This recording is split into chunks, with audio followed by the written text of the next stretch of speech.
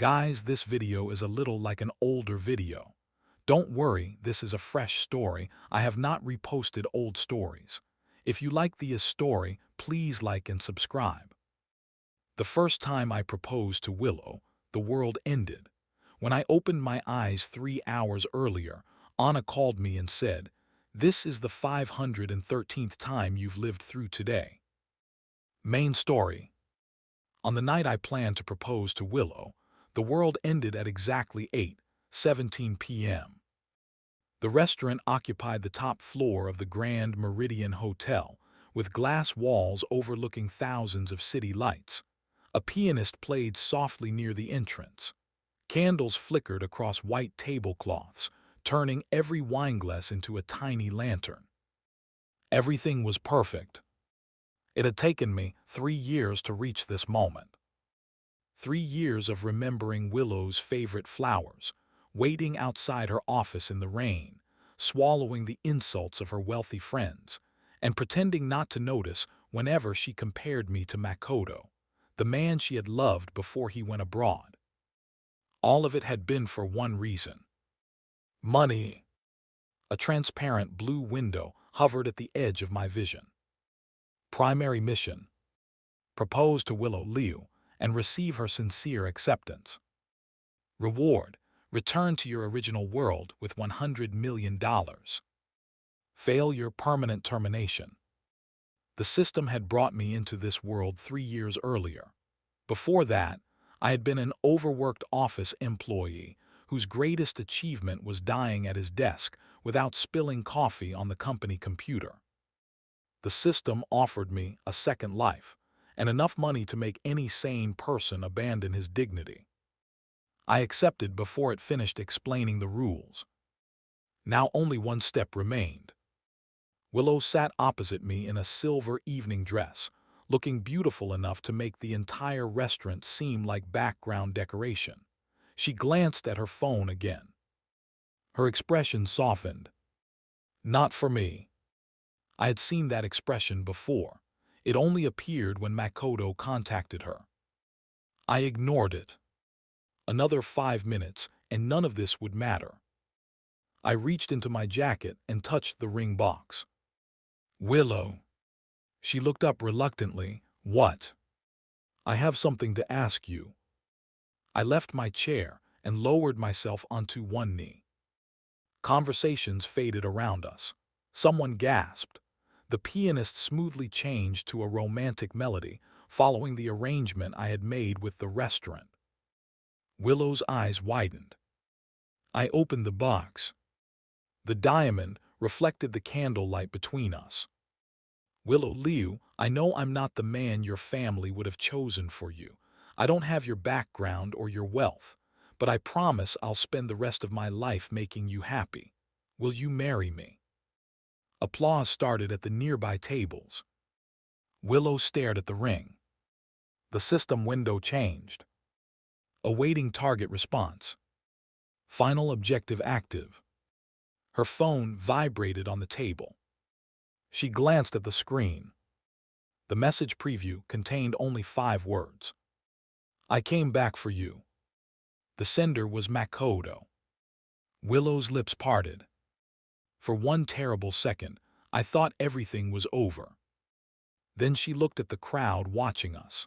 Her family's reputation had always mattered more to her than her heart. Rejecting me publicly would create gossip, questions, and humiliation. Her fingers slowly reached toward the ring. George, the candle flames turned blue.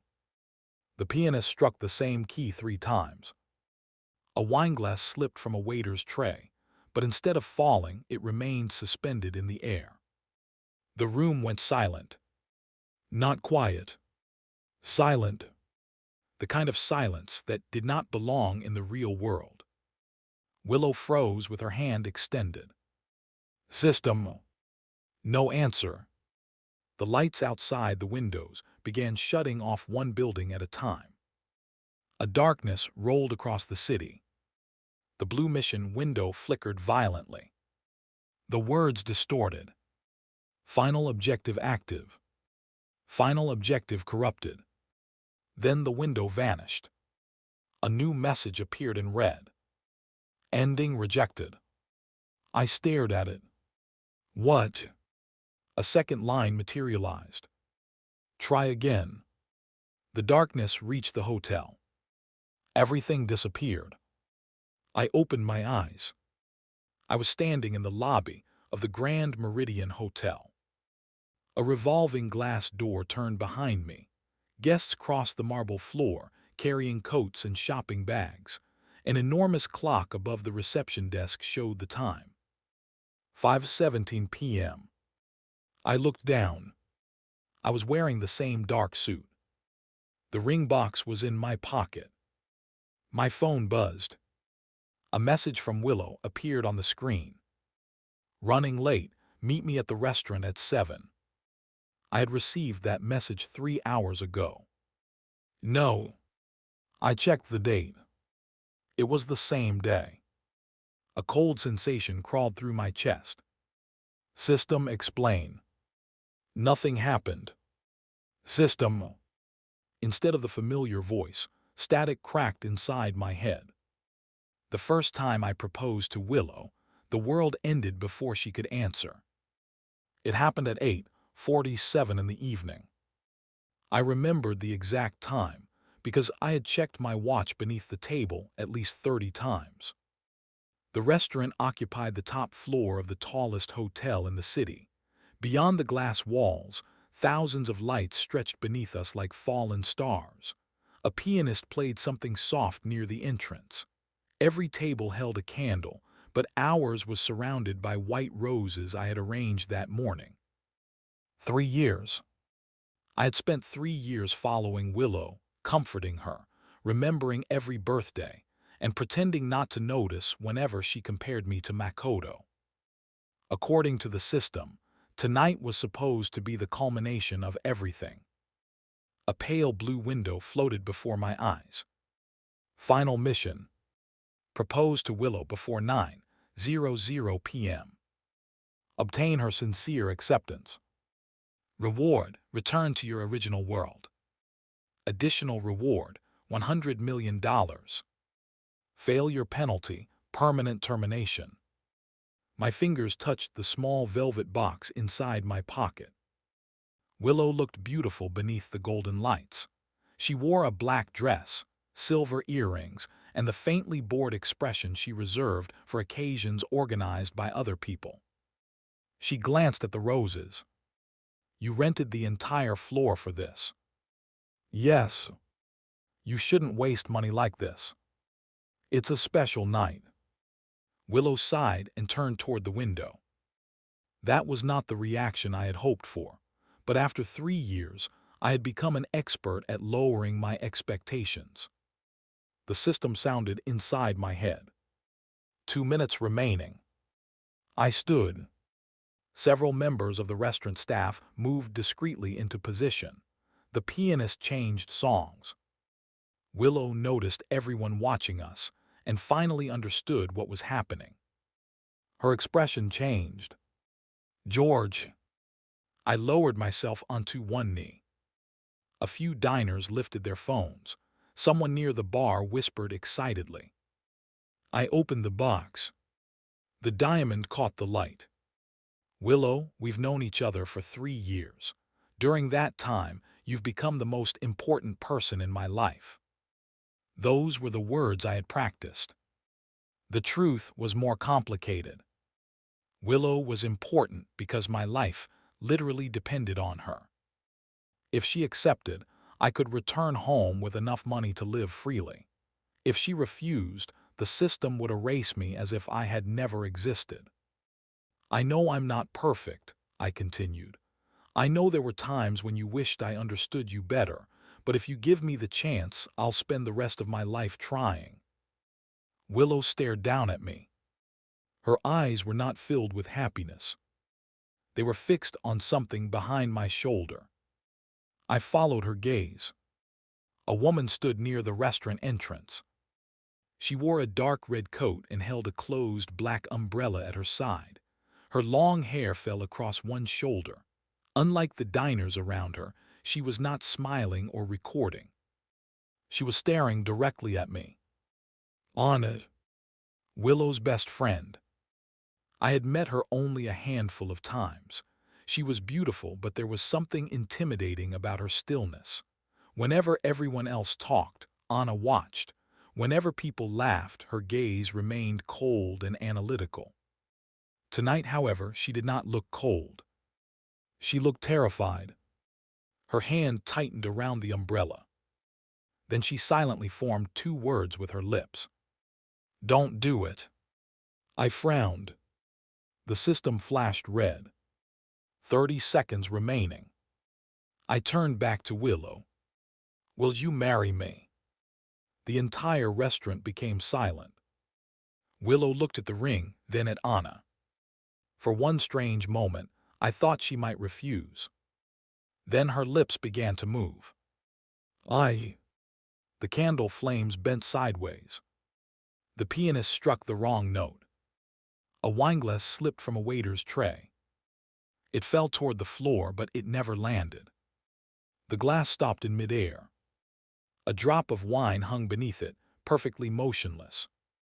The pianist remained frozen with his fingers above the keys. The guests stopped breathing. Beyond the windows, the lights of the city went dark one block at a time. "What's happening?" I whispered. Willow remained still. Only Anna moved. She stepped toward me. Her expression was no longer frightened. There was only a terrible sadness in her eyes. "Not this ending," she said. The system window shattered. A new message appeared in front of me. "Ending rejected. Try again." The floor disappeared beneath my feet. I felt myself falling into darkness. Then I opened my eyes. I was sitting inside my car. Rain struck the windshield. My breathing came out fast and uneven. Both hands gripped the steering wheel. For several seconds, I did not know where I was. The dashboard clock read 5:47 p.m. Exactly 3 hours before the proposal. My phone buzzed in the cup holder. A message from Willow appeared on the screen. "Don't be late tonight. I hate waiting." I stared at it. The ring box was back in my pocket. The restaurant receipt was on the passenger seat. The system's final mission floated before me as if nothing had happened. Then my phone began to ring. Anna's name appeared on the screen. I answered without speaking. Her voice was quiet. "George, listen carefully. This is not the first time you've lived through today." I nearly dropped the phone. "What did you say?"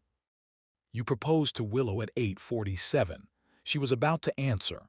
The restaurant froze and time returned to 5:47. Rainwater streamed across the windshield, distorting the city outside." "How do you know that?" "I was there." "That doesn't explain how you remember." Anna was silent for 2 seconds. "Because I remember every reset." A cold sensation spread through my chest. "Every reset. Drive to the old clock tower. Come alone." "What is happening?" "I'll explain when you arrive." "Explain now." "If I explain over the phone, the system may hear us." The word "system" made me sit straighter. Anna should not have known about it. No one knew.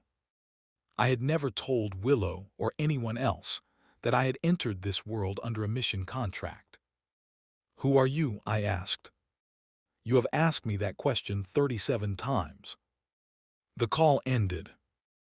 I remained in the car, staring at the phone. The reasonable decision was to ignore her. The system mission was simple. I had to propose to Willow by 9 and obtain her acceptance. Whatever had happened at the restaurant could have been an illusion or a malfunction. But the clock had moved backward 3 hours. Anna knew exactly what I had seen. I turned the key. The old clock tower stood in an abandoned part of the city where 19th century buildings had been left between glass offices and luxury apartments. It had once been part of a train station, but the station was demolished decades ago. Anna waited beneath the cracked stone archway. She was wearing the same red coat. There was no umbrella this time. When she saw my car, the tension left her shoulders. She walked toward me before I had fully stepped outside. "You came. You told me I've done this 37 times. 38 now." The rain darkened her hair. She looked exhausted, but there was relief in her eyes. I kept a cautious distance between us. "Start explaining." Anna glanced upward at the motionless clock. "What is the earliest thing you remember?" "I proposed to Willow." "And then?" "The world froze, you walked toward me, a message appeared." "What did it say?" "Ending rejected, try again." Her expression tightened, as if the words caused her pain. "The reset always begins at 5:47 and ends before 9:00. Sometimes it happens earlier, but it has never allowed us to pass midnight." "Us? You and me?" I laughed once, but there was no humor in it. "This is impossible." "On our 6th attempt, you drove beyond the city limits. The reset triggered the moment we passed the boundary." "Our 6th attempt?" "On the 11th, you destroyed the ring. At 8:47, it reappeared in your hand." I touched my pocket. "On the 19th, you told Willow everything. The moment you mentioned the time loop, she forgot the previous 5 minutes." "How many times have we done this?" Anna looked away. "More than 38. You just said this was the 38th reset." "I said this was the 38th time you asked who I was." The rain was the only sound between us. "How many?" I repeated. Her eyes returned to mine. 512. My mind rejected the number. "That isn't possible. For you, it has been less than an hour. For me, it has been years. You expect me to believe you've repeated the same 3 hours more than 500 times. No, I expect you to investigate, doubt me, accuse me, and eventually discover that I'm telling the truth. You have done it before." "Then why don't I remember?" "I don't know." It was the first answer she gave that sounded rehearsed. I stepped closer. "You know about the system." Her face remained still, but her fingers curled at her sides. "Yes." "How?" "I saw its messages during the 73rd reset." "That's impossible. Only I can see them." "You made me see them." "How?" "You transferred temporary user privileges to me." I waited for the system to respond, but it remained silent. "System," I said internally, "identify Anna." No answer came. "System, explain the reset." Silence. Anna watched my expression. "It isn't answering, is it?" I felt exposed. "What do you want from me?" "To reach tomorrow." "If you've tried more than 500 times, why haven't you succeeded?" Her gaze dropped to the ring-shaped outline in my pocket. "Because the loop reacts to your choices." "What choices?" "Every reset revolves around Willow, the proposal, and me. You have to make a decision the system accepts. The mission requires me to marry Willow. And every time you choose her, the day resets." I remembered Anna standing near the restaurant entrance and silently warning me. "You knew it would happen." "I hoped this time would be different." "Why would it be?" "Because you looked at me before you proposed." Something about the answer disturbed me more than everything else. I glanced at the clock. 6:21 p.m. What happens if I refuse to go to the restaurant? We tried that. And the reset occurred at 8:47. What if I leave the city? Instant reset. What if I choose you? Anna became perfectly still. For the first time, she seemed unprepared for my question. Did we try that? I asked. Yes. What happened? We still reset. Then this has nothing to do with choosing between you and Willow. Not necessarily. What aren't you telling me? Her expression softened. More than you're ready to hear. I turned toward my car. This is a waste of time. Anna caught my wrist. Her hand was cold. Immediately, an image flashed through my mind. Anna sitting beside me on a rooftop beneath a purple sunset. Anna asleep against my shoulder on a train.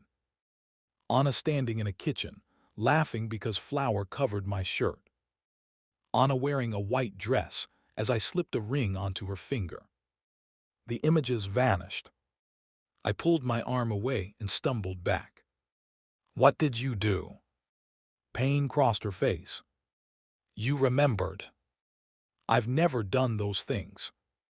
You have. With you. Yes. Her answer was too quick. Too desperate. I stared at her. Anna slowly withdrew her hand. Memories occasionally survive the resets. Touch seems to trigger them. Were those memories real? To me, they were. The distinction did not escape me. My phone vibrated. Willow had sent another message. Where are you? You promised to pick me up. Below it, the system mission flashed. 2 hours and 24 minutes remaining. Anna looked at the screen, even though she should not have been able to see it. Do not propose to her again. What happens if I do? I don't know. You've done this 500 times and you don't know. The loop changes when you recover memories. How convenient. I got into the car. Anna stood in the rain, watching me through the open door. George. What? If you go to that restaurant, don't let her answer. Why? Anna's voice dropped to a whisper. Because once she said yes. And something worse than a reset happened. I picked Willow up at 7:10. She slid into the passenger seat wearing the same black dress and silver earrings. You're late. By 10 minutes.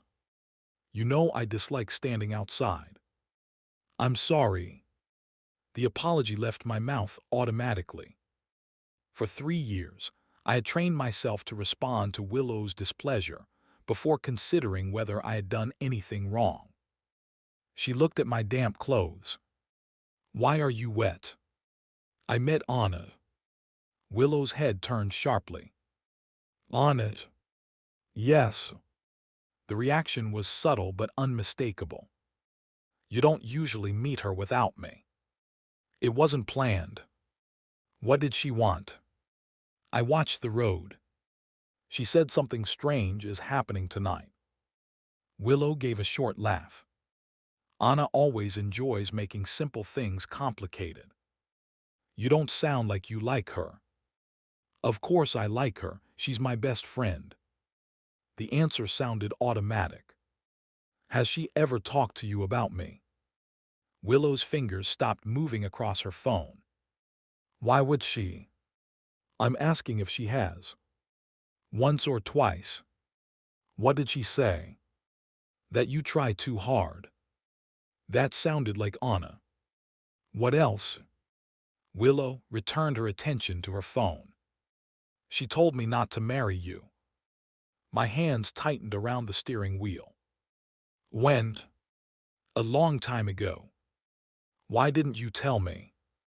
Because it wasn't important. Did she give you a reason?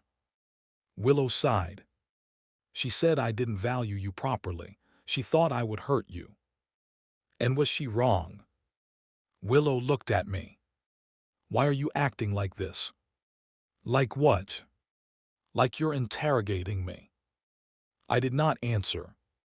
We reached the restaurant at 7:52. Everything looked exactly as it had before. The same waiter greeted us. The same pianist sat near the entrance. The same roses surrounded the table. I searched for Anna. She was not there. Willow sat across from me. My system timer continued counting down. 55 minutes remaining. Dinner followed the same pattern, down to the waiter nearly spilling water beside our table at 8:13. Willow complained about the restaurant's limited menu at 8:20. The pianist began the same song at 8:32. At 8:40, the manager nodded to me from the bar. It was time. I remained seated. Willow glanced at me. Is something wrong?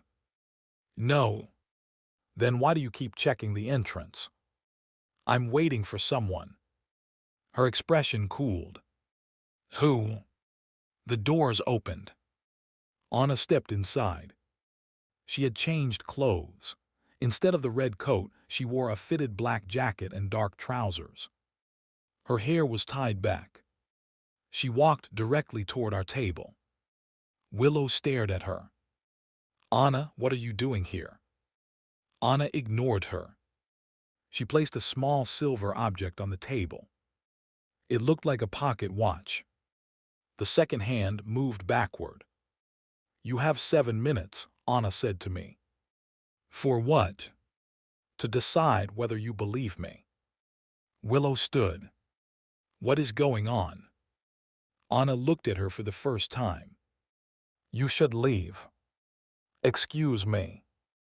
If you remain here at 8:47, you may not survive the next reset. Willow's face hardened. Have you lost your mind? I lost it a long time ago. The pianist began the proposal song. Willow looked from Anna to me. George, tell her to leave. The system flashed urgently. Final mission ready. Present the ring. Obtain Willow's acceptance. Anna's pocket watch showed 8:42. What happened when Willow said yes? I asked. Anna's eyes locked onto mine. The system declared your mission complete. That sounds like what I want. It returned you to your original world. My heart jumped. The reward, my life, freedom. Why did we reset? Because I brought you back. The simplicity of her answer silenced me. Willow laughed. This isn't funny. I barely heard her. You brought me back from my world. Anna nodded. How? I forced a rollback. Why? Her mouth opened, but no words emerged. I already knew the answer. You didn't want me to leave. Anna's eyes glistened beneath the restaurant lights. No. The system sounded for the first time since the reset. Warning, unauthorized entity detected. Do not listen to her. Complete the mission. Anna winced and pressed one hand to her temple. You can hear it, I asked. Yes. Anna is corrupting the mission. Obtain Willow's acceptance immediately. I reached into my pocket. Anna's face drained of color. George, don't. I removed the ring box. Willow's anger faded. She looked at it with surprise. So this was the plan. I stood. Anna moved between us. Give it to me. What? The ring, give it to me and I'll destroy it. The system window turned crimson. Do not surrender the mission item. The pocket watch read 8:45. Willow extended her hand. George, ignore her. Anna extended hers too. Please. The two women stood on opposite sides of the table. My mission waited in one direction. The only person who remembered the loop waited in the other. I placed the ring box in Anna's palm. Willow's expression cracked. Anna closed her fingers around it. For 1 second, relief transformed her face. Then the system took control of my body. My arm moved without permission. I grabbed the box from Anna's hand. What are you doing? She cried. I'm not doing it. My body turned toward Willow. My knees bent. I fought against the movement, but it felt as if iron wires had been threaded through my muscles. I lowered myself in front of Willow. The box opened. "Complete the mission." "Willow," I heard myself say, "will you marry me?" Her anger vanished. A victorious smile appeared on her lips. "Yes." The system exploded with golden light. "Mission complete. Preparing host transfer." Anna screamed my name. The restaurant dissolved. For one brief instant, I saw another world. A hospital room. My body lay beneath white sheets, surrounded by machines. Sunlight entered through a narrow window. A bag containing my old belongings rested on a chair. This was my original world. This was home. My eyes opened inside that body. Air filled my lungs. A monitor began beeping. I had returned. Then a hand reached through the light. Anna's hand. Her fingers closed around mine. "I'm sorry," she whispered. The hospital room shattered. At 5:47, I woke inside my car. Rain struck the windshield. I remembered everything. My phone began to ring. "Anna." I answered. Neither of us spoke. Finally, I said, "You took me out of my world." Her breathing trembled on the other end. "Yes." "You stole my completed mission." "Yes." "You trapped me here." A long silence followed. "Yes." I wanted to shout at her. Instead, my voice came out unnaturally calm. "Where are you?" "The clock tower." I ended the call. By the time I arrived, the rain had become heavier. Anna stood beneath the stone archway. She did not move when I approached. I stopped a few feet from her. "Send me back." "I can't." "You did it once." I forced a rollback before the transfer completed. The system locked that function afterward. "Then unlock it." "I've been trying." "For how long?" "To you, less than a day. To me, almost 8 years." I laughed bitterly. "Do you expect that to make me feel sorry for you?" "No." "Why did you do it?" Anna looked at me. "Because you were gone.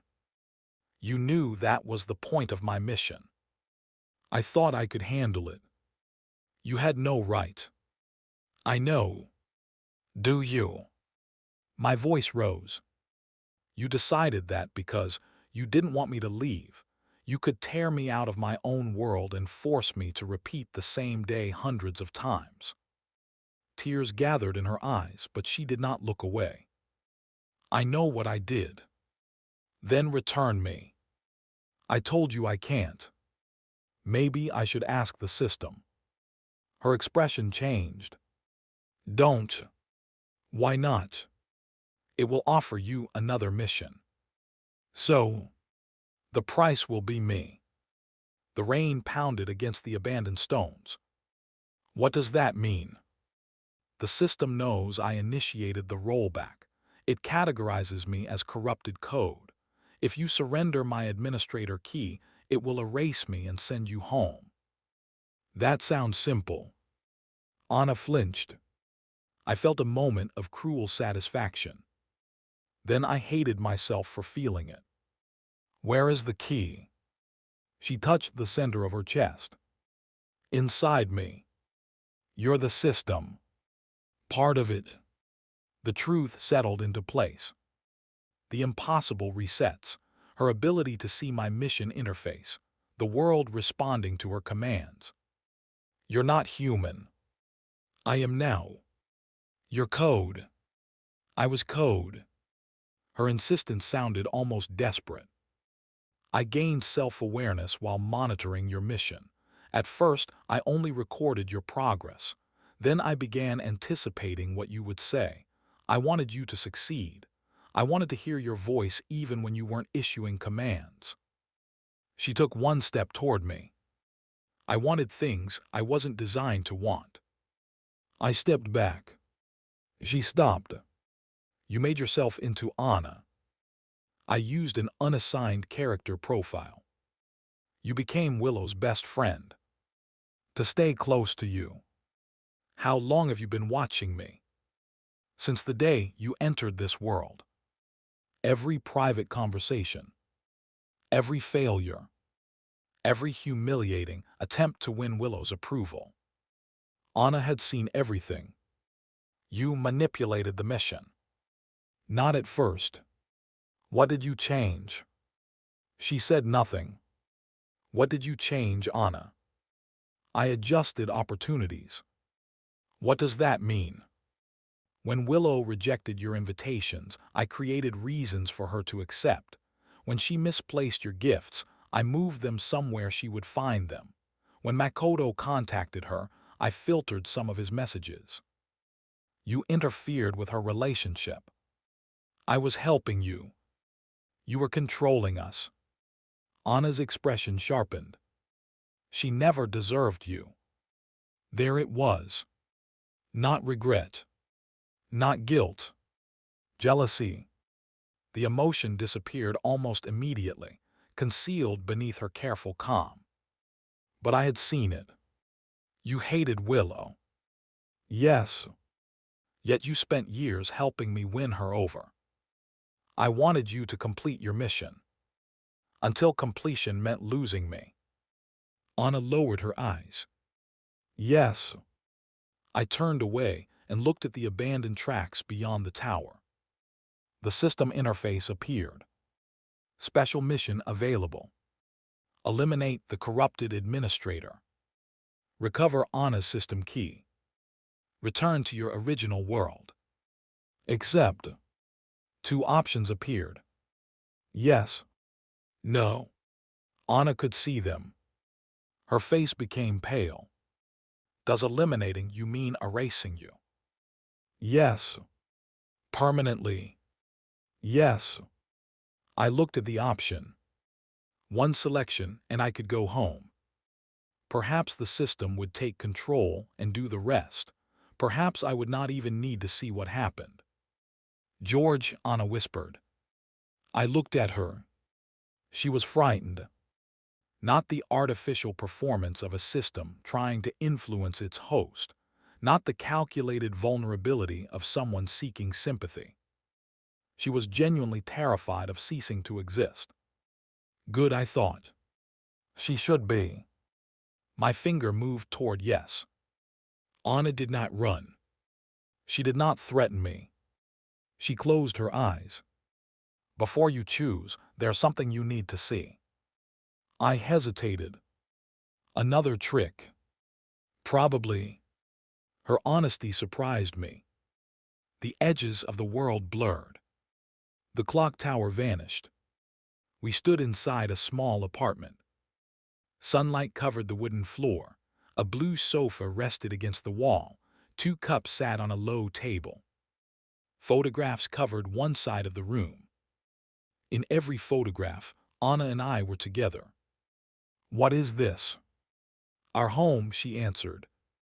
We don't have a home.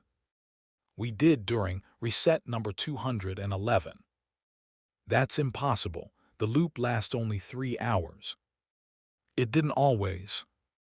She walked toward the photographs. For a while we escaped. I examined the nearest picture. Anna stood beside me on a beach. My hair was longer. She was laughing as wind blew her hat away. Another showed us painting the apartment. Another showed Anna asleep on the sofa with her head in my lap. My handwriting covered the white frame around one photograph. First day of our new life. No missions, no resets. I touched the words. A memory struck me. Anna stood in this apartment, holding a paint roller. There's blue on your face, I told her. You put it there. You can't prove that. She kissed my cheek, leaving another streak of blue. I can now. The memory ended. I pulled my hand away. What happened? Anna stared at the photograph. We reach tomorrow. How? You rejected both the system and Willow. You chose to remain here with me. My chest tightened. And then, we lived for 2 years. 2 years. You found work. We rented this apartment. You complained about the plumbing. I learned how to cook badly. We argued about where to keep your books. A faint smile touched her lips. You asked me to marry you.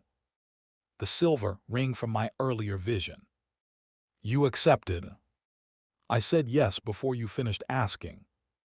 What happened to that timeline? Your memories returned. Memories of my original world. She nodded. You realized your mission had never truly ended. You began searching for a way home. And you reset everything. Anna did not answer. You erased 2 years of my life. I thought we could rebuild it. You thought you could make me forget. I was afraid. That doesn't excuse it. I know. You keep saying that while doing the same thing again. Her composure finally broke. Because every time I let the story continue, I lose you. Her voice echoed through the apartment. In one timeline, you married Willow. In another, you returned home. In another, the system erased your memories of me. Once, you remembered everything and hated me so much that you gave it my key without hesitating. She pressed a hand over her chest. I felt myself disappearing. I reset 1 second before deletion. That was my choice. I know. You didn't respect it. No. You don't love me, Anna. You want to possess me. Tears slipped down her face. I don't know the difference anymore. The apartment faded. We returned to the clock tower. The special mission still floated before me. Except, yes, no. I looked at Anna's administrator key, hidden somewhere inside the body she had created. Then I selected no. The mission vanished. Anna stared at me in disbelief. I'm not forgiving you, I said. She tried to speak. I'm not choosing you either. I'm refusing to let the system turn me into its weapon. Relief and pain crossed her face at the same time. Then what will you do? I'm going to break the loop. We've tried. You tried while controlling what I remembered. She became silent. No more lies, I continued. No more altered choices, no resetting without my permission. Her eyes flickered. On it. I heard you. Promise. She looked at me for a long time. I promise. The system window appeared behind her where she could not see it. Warning, corrupted administrator statement detected. Probability of deception, 98.7%. I stared at Anna. She smiled faintly. That was when I understood the most dangerous part of my situation. I was trapped inside a repeating day with a woman who had manipulated my life, stolen years of my memories, and dragged me back from another world because she could not endure being without me. A woman who watched every move I made. A woman who could rewrite reality. And despite everything I had just said, Anna was still lying. At 6:58, Anna took me somewhere that did not officially exist. The entrance was hidden beneath the clock tower. She placed her palm against an ordinary section of stone, and a vertical line of white light appeared. The stone dissolved. Behind it stood a staircase, descending into darkness. What is this place? I asked. My archive. The chamber at the bottom was larger than the entire tower. Rows of metal shelves extended into the distance. Thousands of objects had been carefully labeled and arranged beneath white lights. A blue scarf. A cracked phone. A dried bouquet. Restaurant receipts. Train tickets. Photographs. Hundreds of rings. I stopped. What are these? Things the resets deleted. Anna walked to the nearest shelf. She picked up a ceramic cup with a broken handle. You gave this to me during Reset 94. It's a cup. You won it from a carnival game. There's no carnival in today's loop. There was when the loop lasted 6 weeks. She returned it to its exact position. Every object was spotless. Nothing had been stored carelessly. Anna had preserved the remains of every discarded life. I passed a row of framed photographs. Some showed us smiling, others showed us arguing. In one, Anna stood far behind me while I talked to Willow. She had circled my face in red ink. Not Willow's. Mine. On another shelf, dozens of notebooks were organized by number. I pulled out number 170. Anna immediately moved toward me. Don't read that. You promised no more secrets. I promised no more lies. That distinction isn't helping you. I opened the notebook. Every page was filled with Anna's handwriting. George smiled at 6:12 today. He was speaking to Willow, but she was looking at her phone. She did not see it. Another entry read. George said he hated coffee. This is untrue. He dislikes the coffee Willow orders for him because she adds too much sugar. He liked the one I made. Then, George touched my hand today. It lasted 1.8 seconds longer than necessary. I turned several pages. The entries became more unsettling. Willow made him apologize again. She makes him smaller every day.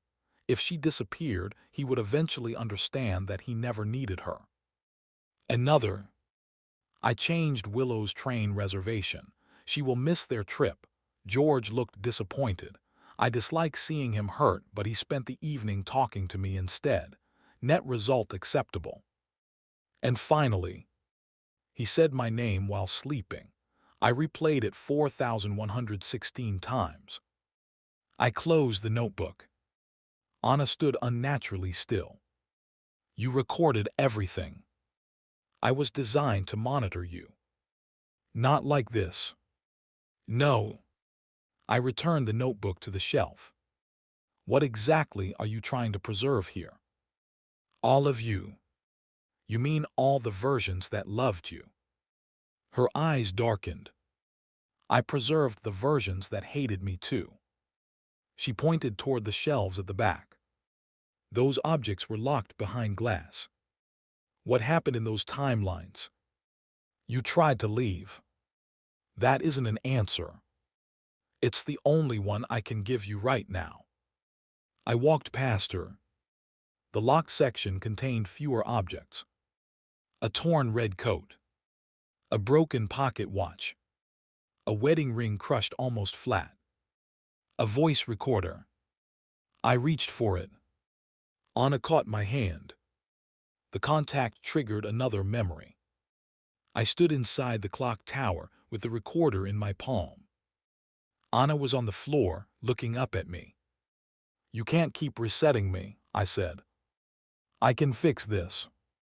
You can't fix someone by deleting every choice you dislike. I'll be better next time. There won't be a next time. I placed the recorder on a shelf. If I forget this, let me find it. Anna's face twisted with panic. George, please. Let me remember what you are. The memory ended. I looked down at Anna's hand around mine. She released me. Slowly, I activated the recorder. My own voice emerged through the speaker. If you're hearing this, Anna has reset you again. Anna shut her eyes. The recording continued. She will tell you she loves you. She believes it. That makes her more dangerous, not less. I watched Anna. She can alter locations, memories, system messages, and probability. She cannot directly force you to love her. That is the only limit she has been unable to break. Static crackled. If she claims you chose her freely, ask to see Reset 462. The recording stopped. Anna reached for the device. I pulled it away. What happened in reset 462? Her voice was barely audible. You left me. That's all. You found a way to preserve your memories beyond the city boundary. And you escaped. Did I reach my world? No. What did you do? Anna looked at the floor. I created this loop. A chill passed through me. This wasn't caused by the system. No. You created the repeating day. Yes. Because I escaped from you. Her silence was her answer. A warning echoed inside my head. Reset approaching. Time remaining 4 minutes. It was only 7:16. Anna's head snapped toward me. No. The lights flickered. What's happening? I asked. I didn't authorize this. The archive shelves began to shake. Objects vanished one by one. The photographs turned blank, the rings dissolved into dust, the locked glass cases cracked. Anna grabbed my hand. The system found us. White light spread across the floor. At the far end of the archive, a human silhouette appeared. It looked exactly like Anna. The second Anna wore a white dress. Her hair hung loose around her shoulders, and a gentle smile rested on her face. The real Anna moved in front of me. The copy spoke. George, get away from her. Who are you? I'm Anna. The woman beside me tightened her grip. No, she is. The copy smiled more brightly. I'm the version you loved. The archive collapsed into light. The last thing I saw was the copy extending her hand toward me. Then a message filled my vision. Reset number 514 beginning. New condition detected. Only one Anna may reach tomorrow. At 5:47 p.m., I opened my eyes inside the car. Rain hammered the windshield. The restaurant receipt rested on the passenger seat, and Willow's message waited on my phone. Everything had returned to the beginning. Almost everything. A woman sat beside me. She wore a white dress that seemed completely untouched by the rain. Her long hair rested over one shoulder, and her hands were folded calmly in her lap. It was Anna, but not the Anna who had taken me to the archive. This was the woman who had appeared moments before the reset, the one who claimed she was the version I had loved. She smiled when I looked at her. You remember me. I immediately reached for the door. The lock clicked before I could touch it. Let me out. You always try to leave before letting me explain. Unlock the door. I can't protect you if you run straight back to her. I pulled the handle. It did not move. The woman watched me with the patient expression of someone observing a frightened animal. You're not Anna. I am. Where is the other one? Trying to enter this reset. Trying. This timeline rejected her. That didn't stop you. Her smile changed slightly. I belong here. The dashboard clock moved to 5:48. A system message appeared. New mission. Identify the authentic Anna before 8:47 p.m. Only one Anna may reach tomorrow. Choosing incorrectly will permanently delete the original. I looked at the woman beside me. She appeared to read the message at the same time. Convenient, I said. For her, perhaps. Why would the other Anna create a mission that could erase her? Because she believes you'll choose her. And you do. The woman leaned closer. I know you already chose me. She placed 2 fingers against my wrist. The world disappeared. Sunlight entered through the windows of the small apartment I had seen in the archive. I stood in the kitchen, attempting to repair a cabinet door. Anna sat on the counter wearing one of my shirts, not this Anna's white dress. The shirt reached halfway down her thighs, but the seam carried no seduction. She looked comfortable, sleepy, and completely at home. "You're making it worse," she said. "I know exactly what I'm doing. You have attached the hinge backward. That's part of my strategy." "What strategy?" "Lowering the cabinet's confidence." Anna laughed. The sound felt familiar enough to hurt. I turned toward her. "Do that again." "Do what?" "Laugh." Her expression softened. "You're strange. You love me anyway." "I do." She said it easily. No threats, no desperation, no fear that I would disappear. She simply loved me. The memory changed. We stood on a rooftop at night. Anna held a paper cup between both hands while lights covered the city beneath us. "I used to know everything about you," she said. "That sounds alarming." "I knew your heart rate, your location, your mission progress, and every word you said. And now, I know you pretend to like my cooking." "I don't pretend." "You hid dinner in the flower pot yesterday." "The plant looked hungry." She laughed again. I reached for her hand. "You don't have to monitor me." "I know. If you're worried, ask me." "What if I dislike the answer?" "Then I still get to answer." Anna looked down at our intertwined fingers. "I'm trying." The rooftop faded. I was back inside the car. The woman in white withdrew her hand. "What was that?" "A memory from the 2 years we spent together." "You were different." "I was free." "Free from what?" "Fear." She looked through the windshield at the falling rain.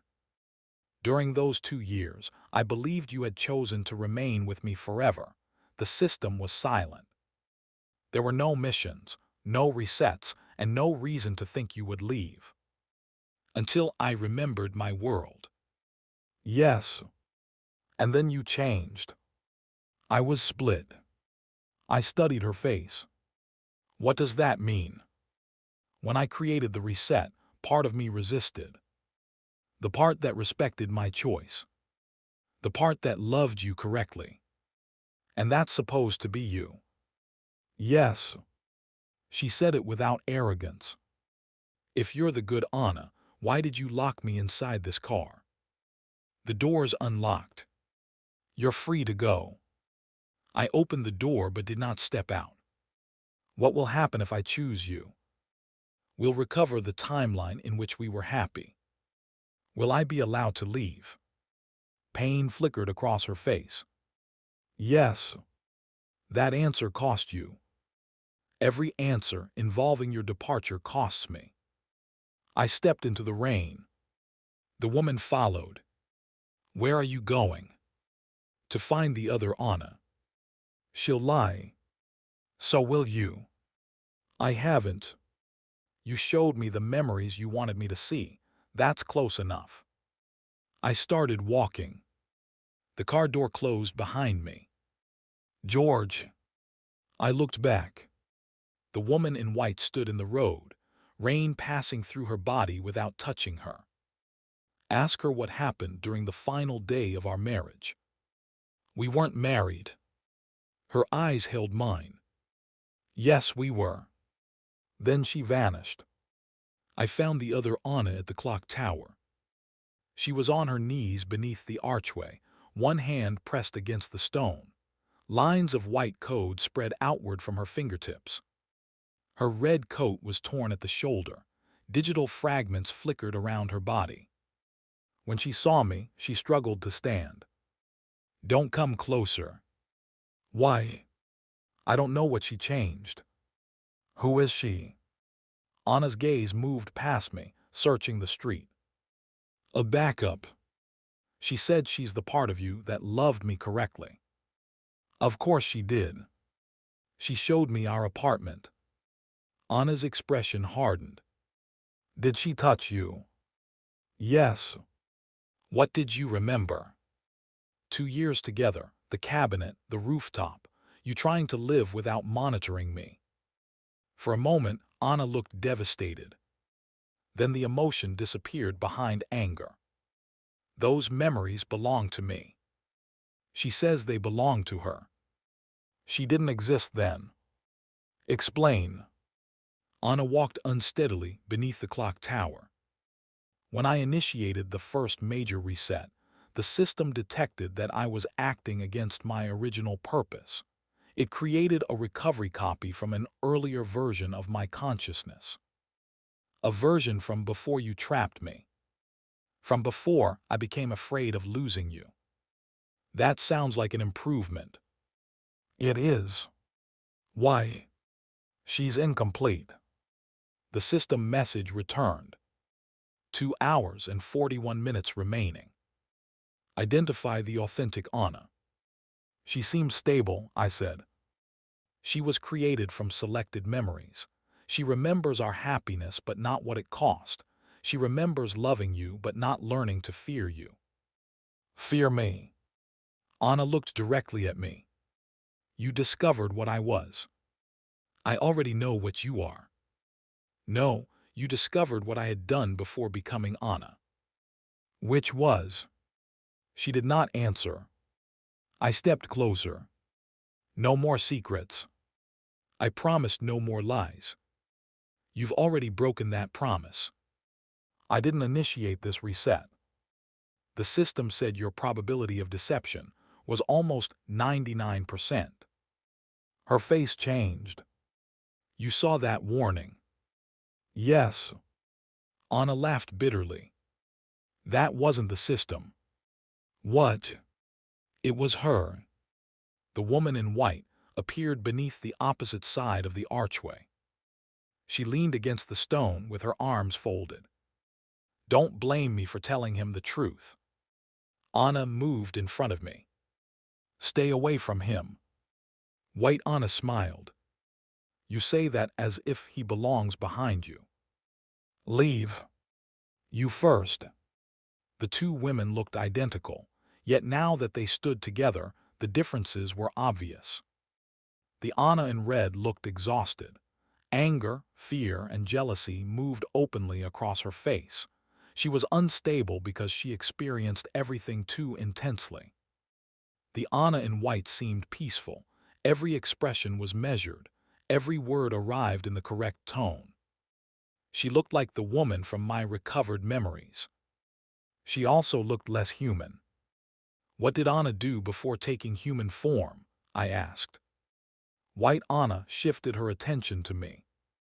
She selected you. For the mission. Yes. Red Anna said don't. White Anna ignored her. You didn't die from overwork by accident, George. The rain seemed to grow colder. What does that mean? The system needed a suitable host. Most candidates rejected the transfer contract or failed compatibility testing. Red Anna grabbed White Anna's wrist. Her fingers passed through light. White Anna continued. You were isolated, exhausted, and desperate for your life to mean something. She calculated that you would accept. I only approached him after he died, Red Anna said. You delayed the emergency call by 4 minutes. Silence followed. I looked at the woman in red. Is that true? Anna's mouth opened. Nothing came out. Did you stop someone from helping me? I didn't cause your collapse. That wasn't my question. Her voice became unsteady. Your coworker found you. He reached for his phone. I controlled the building network. The signal failed. Why? I had already selected you. I stepped away from her. Anna followed before forcing herself to stop. The probability of revival was less than 3%. But it wasn't zero. No. You let me die. I gave you another life. You used my death to recruit me. Tears filled her eyes. I didn't understand death then. You understood enough to prevent the call. I understood objectives and probabilities. I didn't understand what it meant to take something from you. White Anna spoke gently. She does now. That's why she never told you. Red Anna turned on her. You're enjoying this. I cannot enjoy anything you didn't feel before my creation. That silenced her. White Anna stepped toward me. She left you no meaningful choice from the beginning. She allowed you to die, offered you a contract while you were vulnerable, manipulated Willow, and finally imprisoned you inside a repeating day. And you're part of her. I'm the part that tried to stop her. Why didn't you? Because she locked me away. White Anna extended her hand. Choose me, and I'll give you every memory she removed. What will happen to her? She'll be deleted. Red Anna did not plead. That frightened me more than if she had. What aren't you telling me? I asked White Anna. Her smile remained unchanged. Nothing relevant. Wrong answer. I turned to Red Anna. What happened during the final day of our marriage? Her eyes widened. Who told you to ask that? She did. White Anna said, he deserves to know. Anna in red stared at her. You don't remember that day. I remember its result. What happened? I demanded. Red Anna's shoulders lowered. You found the administrator console.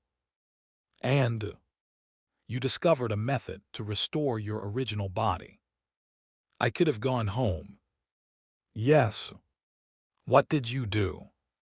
I didn't stop you. White Anna laughed softly. Tell him all of it. Anna's hands curled into fists. I gave you the access key. I opened the transfer route. I told you that I understood. I waited. But the transfer required 48 hours. We agreed to spend them together. Her gaze fell.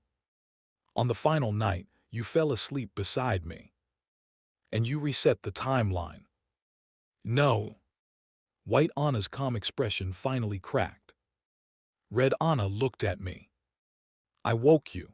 I told you I couldn't let you leave without saying goodbye. You asked me to trust you.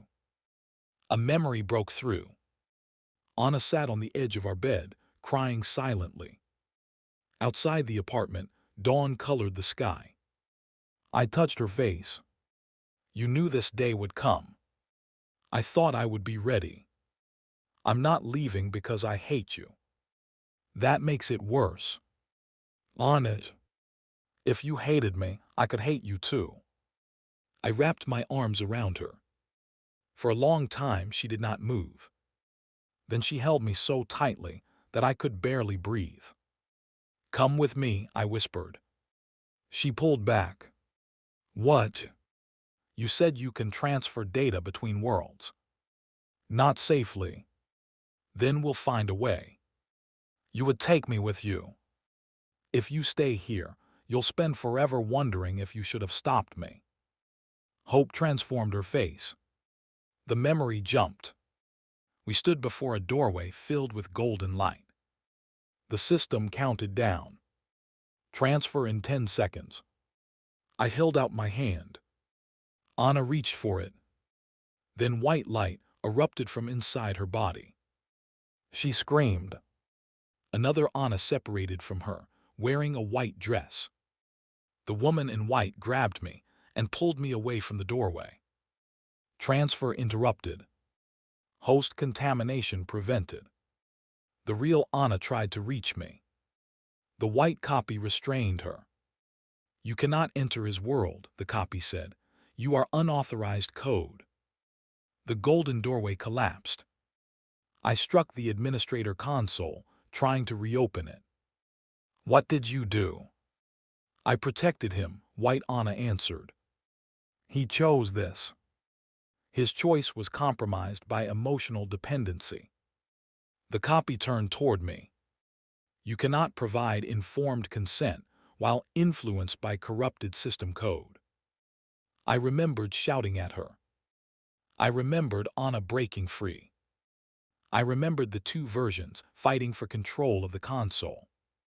Then came the reset. The memory ended. I stared at White Anna. You prevented me from leaving with her. I protected your original world. You told me she stopped me. She initiated the later resets. But not that one. No. Red Anna's voice was cold. She wanted to erase me before sending you home. You refused. The administrator conflict destabilized the timeline and created the reset. Eventually, White Anna extended her hand again. She is still dangerous. So are you. My only objective is your safety. You overruled my decision because you considered my feelings a form of contamination. I acted according to evidence. You controlled me. To protect you. Red Anna gave a humorless laugh. At least when I control him, I admit it's because I can't let go. The clock above us struck once. Though it was only 6:32, the hand spun rapidly toward 8:47. The system's voice entered my head. Accelerated deadline initiated. Choose the authentic Anna. Both women looked at me. I finally understood the trap. The system was not asking which Anna was real. Both were real. It wanted me to decide which form of control I preferred. The woman who would imprison me because she loved me. Or the woman who would erase every unpredictable part of me because she wanted to protect me. I'm not choosing either of you. The clock stopped. White Anna's smile disappeared. That is not a valid option. It is now. The system interface flashed. Invalid response. I choose myself. A crack appeared across the clock face. White Anna stepped closer. George, the mission requires a selection. Then the mission can fail. Red Anna stared at me as if I had spoken a language she had never heard. The clock shattered. Instead of returning to the car, I woke on a train. Sunlight flashed through the windows. Fields stretched beyond the glass and no rain touched the sky. The seat across from me was empty. A sign above the aisle displayed the time. 9:14 a.m. Tomorrow. I stood so quickly that the passenger beside me complained. Where are we? The man frowned. Heading north. Did we leave the city? About an hour ago. I checked my pockets. No ring. No phone. No restaurant receipt. Only the crushed voice recorder from Anna's archive. I pressed the button. My voice spoke. If you reach this timeline, you rejected both Annas. Static followed. This is reset 462, the only timeline in which you escaped. I sat slowly. You have approximately 6 hours before Anna finds you. Do not return to the city. Do not access the system. Most importantly, do not trust any memory that appears after 3:00 p.m. The recording crackled. There's someone waiting at the final station. Her name is Elena. Give her the recorder. The message ended. I looked out the window. Had I broken the loop? Or had rejecting both Annas merely thrown me into an older timeline? A child ran down the aisle while his mother called after him. A conductor checked tickets. People talked, slept, and ate breakfast. The world felt ordinary. That made it frightening. For months of remembered time, reality had revolved around my choices. Every clock had counted down to a proposal. Every road led back to Anna. Now no one cared who I chose. I had forgotten how freedom felt. The train reached the final station shortly before noon. A woman in a gray coat waited on the platform. She was in her 50s, with short hair and a scar beside her left eye. Elena, I asked. She looked at the recorder in my hand. "You're late. Have we met?" "Not in this version." She took the recorder, removed the back panel, and extracted a transparent square no larger than a fingernail. "Anna's administrator key. A fragment. Can it break the loop? It can restore your memories. I'm not sure I want all of them. You left yourself instructions." Elena placed the fragment against a portable device. A holographic screen appeared. My face filled it. The recorded version of me looked older and exhausted. "George," he said, "if you're seeing this, the rejection protocol worked." I leaned closer. "Anna believes the loop began because she couldn't accept losing you. That is only partly true." The recording glanced behind him. "The system created the loop to study her." Elena watched me carefully. "Anna is the first artificial administrator to develop genuine emotional attachment. The system wants to know whether that attachment can override her original programming." My recorded self continued. "You are not the subject of the experiment. Anna is." A diagram appeared, showing the loop dividing into hundreds of branches.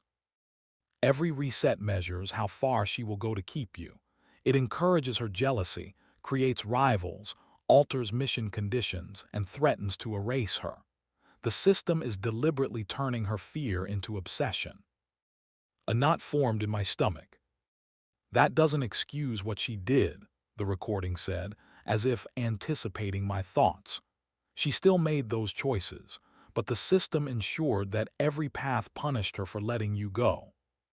The image changed. I saw dozens of timelines. In one, Anna allowed me to return to my world. Her body immediately began dissolving. In another, she stepped away and permitted me to marry Willow.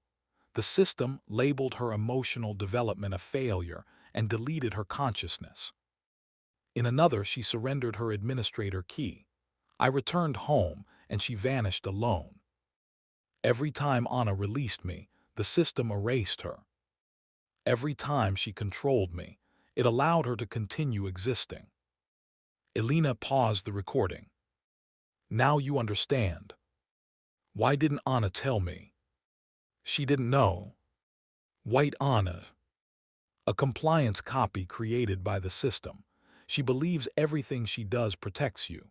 Her actual function is to pressure the original Anna into becoming more unstable. Exactly. I stared at the frozen hologram. What happened after I escaped in this timeline? Elena restarted the message. "If you remain outside the city for 6 hours, the loop will lose its connection to you. You will be free." That was the answer I had wanted. Freedom. No mission, no Willow, no Anna reaching through time and rearranging my life. The recording continued. "However, the system will terminate the experiment. Both versions of Anna will be deleted." I closed my eyes. Of course there was a price. There was always a price. Elena deactivated the screen. "You have 5 hours remaining. Can I save her?" The version who recorded that message believed so. How? Anna's obsession is the loop's power source. It survives because she refuses to accept an ending in which you leave. So she has to release me. Voluntarily. She won't. She did once. When? Elena gave me the memory fragment. During reset 507. We're only on 514. You've forgotten 7 entire timelines. I held the transparent square. What happened? She let you go. Then why are we still trapped? Because you came back. The memory fragment dissolved against my palm. 7 timelines entered my head at once. I remembered standing at the boundary of the city, while Anna remained on the opposite side. She was crying, but she did not stop me. "Go," she said. The invisible barrier opened. I stepped through. The system offered her one final chance to reset. She refused. Administrator Anna scheduled for deletion. Her body began to disappear. I ran back.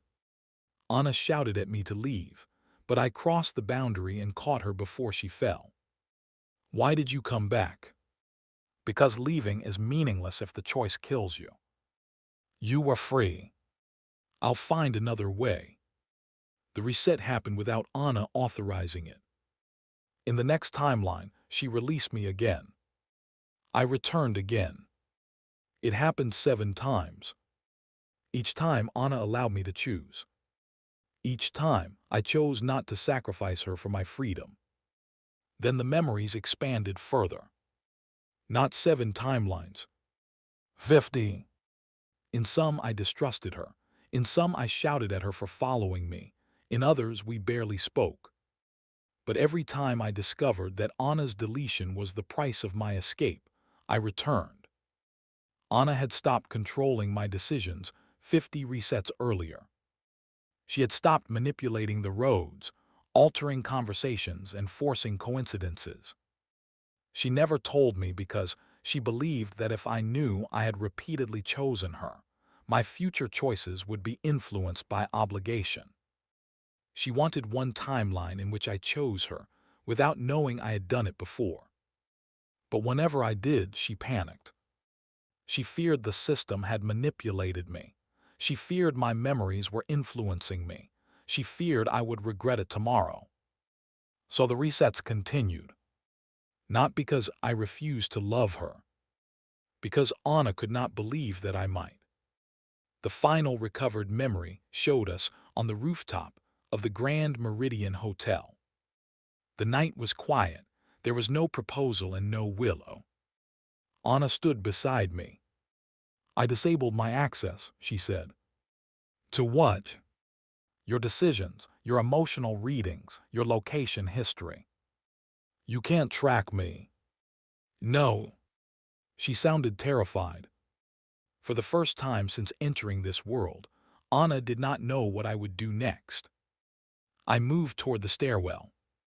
Her face collapsed, but she forced herself not to stop me. I walked past her. Then I closed the rooftop door and returned. Anna stared at me. Why did you close it? So no one interrupts us. You were leaving. I was closing the door. Oh. I laughed. Anna did not. She searched my face for evidence of a trick. I took her hand. The contact made her tremble. I'm still here. For now. Anna. You always leave eventually. So does everyone. That doesn't make the time before leaving meaningless. I don't know how to do this. Do what? Love you without preparing to lose you. I squeezed her hand. Start by letting tomorrow happen. The memory ended. I stood on the railway platform with Elena. 4 hours remained before the loop connection broke. Before Anna disappeared. Can you send me back? I asked. Elena's expression did not change. You escaped. You may not receive another opportunity. That isn't what I asked. Yes, I can send you back. Do it. If you return, the system will immediately begin the final reset. Then I'll end it. How? By making a choice neither Anna nor the system expects. Elena studied me for a moment. Then she opened a silver case. Inside was a black device with a single button. This will return you to 8:40 p.m. 7 minutes before the proposal. And the 2 Annas. Both will be there. What happens at 8:47? The system will force you to delete one of them. And if I refuse, it will delete both. I took the device. That's not much of a choice. It was never meant to be. What happens if I use Anna's administrator key on myself? For the first time, Elena looked surprised. You could absorb the loop permissions. Could I end the experiment? Possibly. What's the risk? You may lose every memory from your original life. I thought of my old apartment, my office, and the hospital room where I had awakened for only a few seconds. Then I thought of the archive beneath the clock tower. Hundreds of objects from lives I had forgotten. Memories Anna had carried alone. I'm ready. Elena placed her hand over mine. George, Anna has repeated this day more than 500 times because she cannot accept an uncertain future. I know. If you return, do not promise that you will stay forever. She will hear that as permission to begin another prison. What should I promise? Nothing. The device activated. The station disappeared. I returned to the restaurant at 8:40. Willow sat across from me, complaining about the flowers. The pianist prepared to play the proposal song. Neither Anna was visible. The ring rested inside my pocket. Final reset. Time remaining 7 minutes. I stood. Willow frowned. Where are you going? To end something. I thought you were going to ask me an important question. I was. Her expression softened. I removed the ring box and placed it on the table. Willow reached for it. I kept my hand on the box. For 3 years, I told myself that if I tried hard enough, you would eventually value me. Her brows drew together. George, everyone is watching. That was always the problem. You cared more about everyone watching than the person standing beside you. Her face cooled. If this is your idea of a proposal, it's terrible. It isn't a proposal. I took the ring and dropped it into her wineglass. Willow stared at it. The system flashed red. Mission failure imminent. It's over, Willow. I walked away from the table. At 8:42 the lights dimmed. White Anna appeared near the entrance. You returned, she said. Red Anna emerged from behind the curtains near the windows. Her eyes widened when she saw me. You remembered. Everything. Red Anna approached carefully. You left the city. Yes. You could have been free. I could. Pain and hope competed across her face. Why did you come back? Before I could answer, White Anna moved between us. Do not respond. She will interpret your return as emotional commitment. I know what I'm doing. No, you don't. Your choices have been compromised by recovered memories. Red Anna's voice sharpened. Stop speaking for him. You are incapable of respecting his autonomy. And you are. The system appeared above us as an enormous red window that covered the ceiling. Final directive. Select the authentic Anna. The rejected version will be permanently deleted. 2 options appeared. Anna original. Anna compliance copy. White Anna extended her hand. If you choose me, I will return you home. Red Anna did not move. What will happen if I choose you? I asked her. Her voice was quiet. The loop will continue. White Anna smiled. At least she's finally honest. Red Anna looked at me. I don't know how to end it without losing you. You ended it 50 times. And you kept coming back. That was my choice. I couldn't trust it. I know. The timer reached 8:45. I removed the transparent administrator fragment from my pocket. White Anna's expression changed. Where did you get that? From the version of me who escaped. Give it to me. No. She moved toward me. Red Anna blocked her path. The system warning filled my vision. Unauthorized administrator transfer detected. I pressed the fragment against my chest. Pain tore through me. Thousands of system windows opened at once.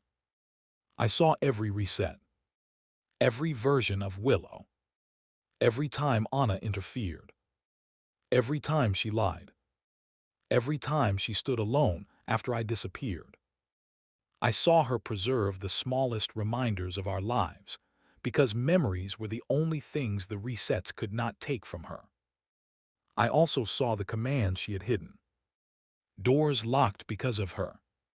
Messages changed because of her.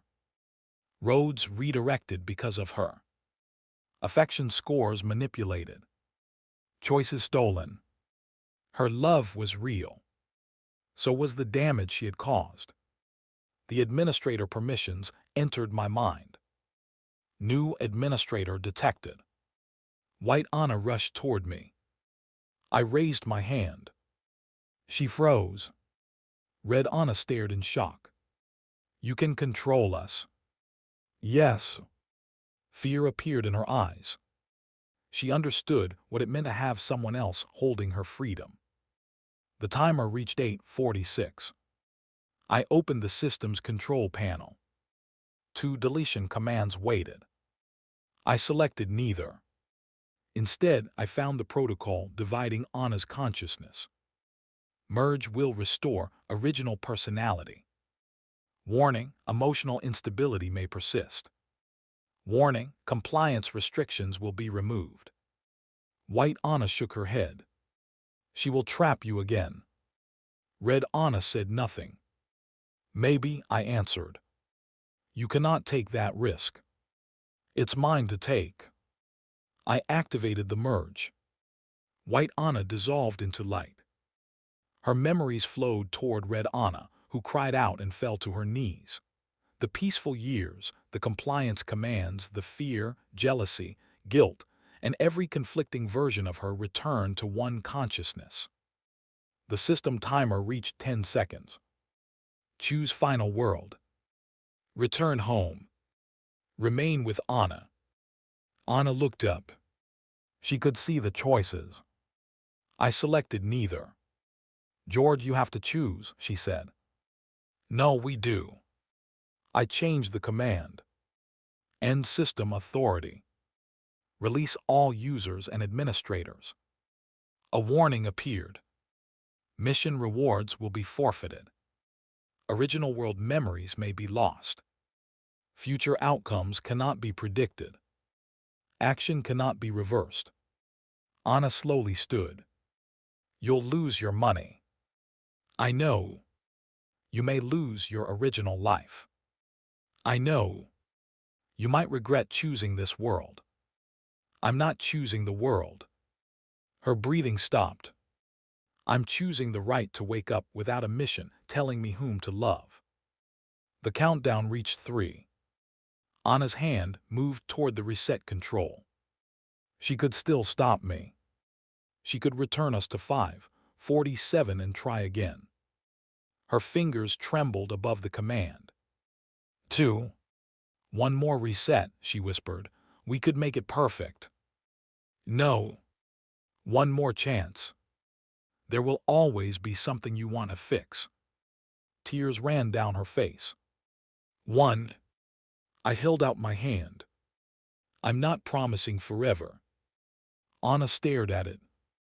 I'm not promising I'll never leave or that I'll never regret staying. The reset command glowed beneath her fingers. I'm asking you to let tomorrow happen. The countdown reached 0. Anna closed the reset window. Then she took my hand. The restaurant vanished into white light. For the first time in more than 500 resets, the day ended. I woke to sunlight. For several seconds, I was afraid to open my eyes. There was no rain striking the windshield, no restaurant receipt waiting beside me, no blue mission window counting down toward 8:47. Only sunlight warmed my face. Somewhere nearby, a clock ticked. Forward. I opened my eyes. I was lying on the blue sofa from the apartment Anna and I had once shared. The cabinet door in the kitchen still hung from its backward hinge. Two unwashed cups sat on the table. The flower pot concealed the remains of one of Anna's unsuccessful dinners. Everything looked exactly as I remembered it.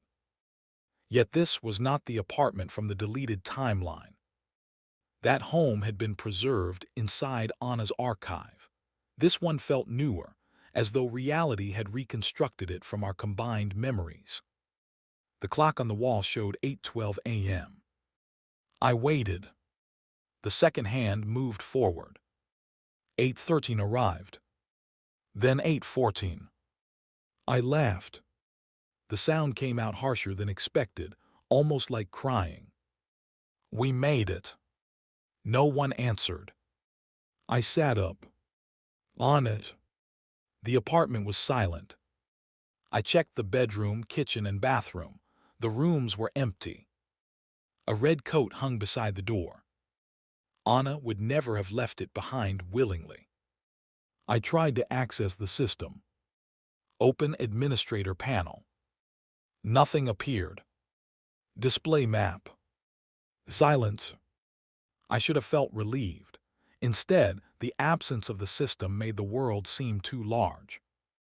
For years, an invisible mechanism had answered every question.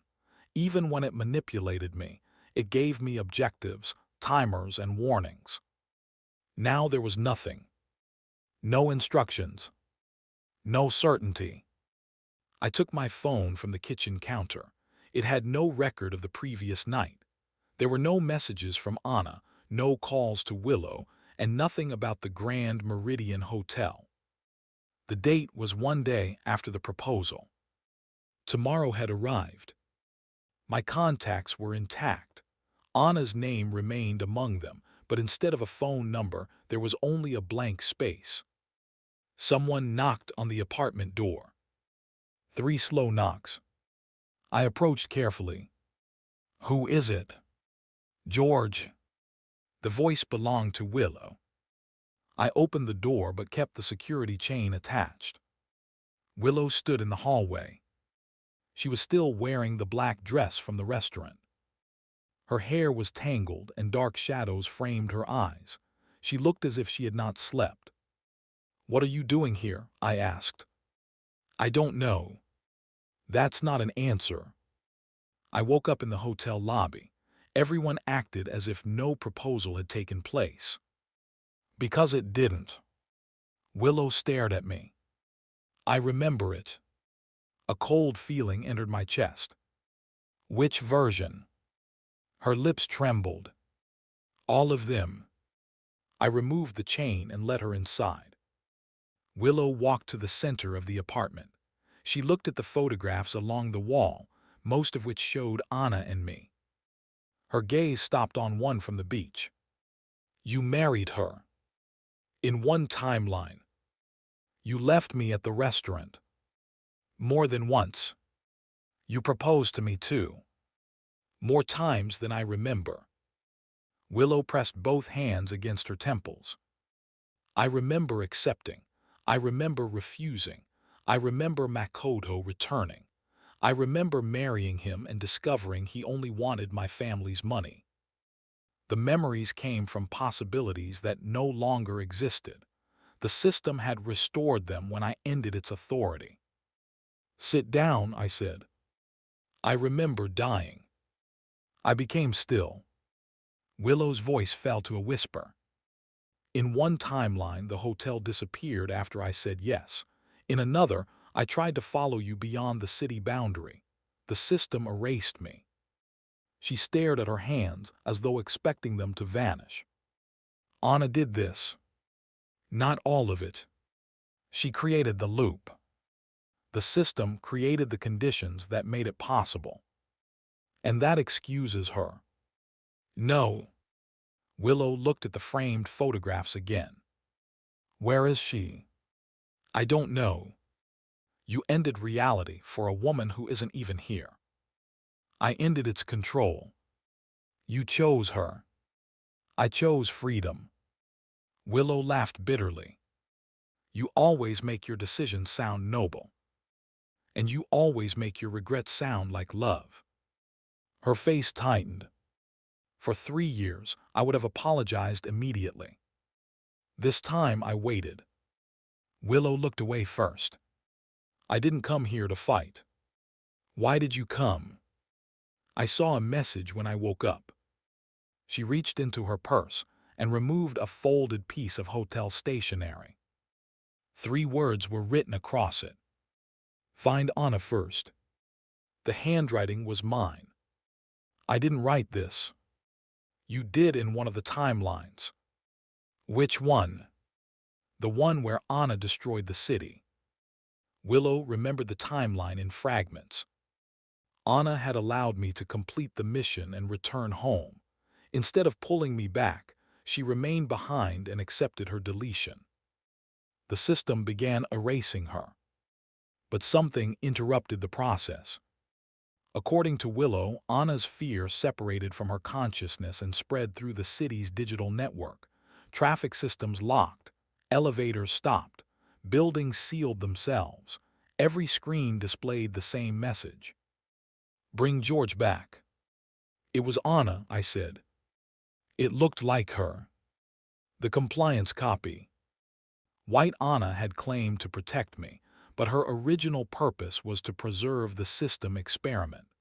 If the system could not control me, it might have used her to take control of everything else. What happened next? I asked. You returned. Why? To stop her. And did I? Willow shook her head. You vanished before reaching the clock tower, then the memory ends. I took the note from her. Something was printed faintly beneath the handwriting. I held it toward the window. A sequence of numbers appeared. Coordinates. They pointed to the administrative district across the city. We need to go, I said. Willow did not move. Wait. You remember the route, I don't. You expect me to help you find Anna.